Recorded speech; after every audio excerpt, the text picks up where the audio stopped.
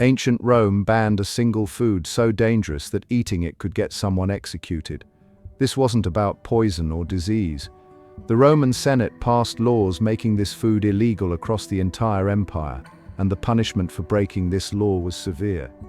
What food could possibly threaten the most powerful civilization on Earth? The food was dormice. These small rodents were considered an extraordinary delicacy among Rome's elite. Wealthy Romans bred them in special clay jars called dolia, fattening them on nuts and acorns in complete darkness.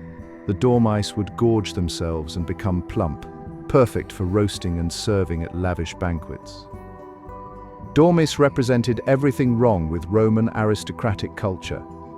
While common citizens struggled with basic grain supplies, the wealthy were breeding rodents as luxury food items.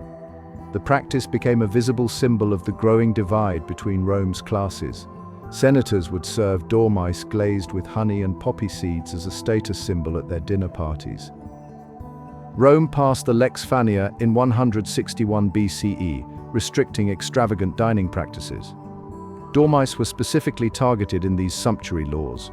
The Senate recognized that excessive displays of wealth were destabilizing society. These laws attempted to limit how much money could be spent on meals and which exotic foods could be served. The ban wasn't really about the dormice themselves. Roman politicians were fighting a culture war. Reformers argued that luxury and decadence were weakening Roman virtue and military strength. They believed the empire's power came from discipline and restraint, not from honey-glazed rodents and endless feasting. Despite the laws, Romans never stopped eating dormice. The wealthy simply ignored the restrictions or paid minimal fines. Archaeological evidence shows dormouse breeding continued throughout the imperial period. The ban became a symbol of government overreach that the elite felt comfortable violating. Famous Romans openly mocked the dormouse laws. The writer Petronius featured dormice prominently in his Satyricon, describing them served on silver gridirons as part of an absurdly extravagant feast. This literary work satirized both the excess and the failed attempts to control it. While dormice remained on elite tables, the laws had unintended effects. They created a black market for luxury foods and bred contempt for Roman law among the upper classes. When the wealthy could simply ignore laws they disliked, it undermined the entire legal system's authority. The dormouse prohibition lasted in various forms for centuries, repeatedly renewed by different emperors. Each revival of the law coincided with periods of moral panic about Roman decline.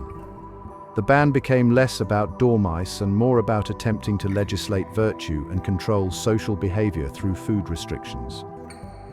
The dormouse ban reveals how civilizations attempt to control inequality through symbolic restrictions. Rome tried to legislate away the symptoms of social division rather than address underlying economic problems. The wealthy continued their excesses regardless of the law, while the restrictions became another tool of political theater. A tiny rodent became the center of Roman legal and cultural warfare. The dormouse ban shows that even history's greatest empire struggled with inequality, excess, and the limits of legal authority. The food itself was never the real issue. Subscribe to discover more shocking truths about ancient civilizations that history books overlook.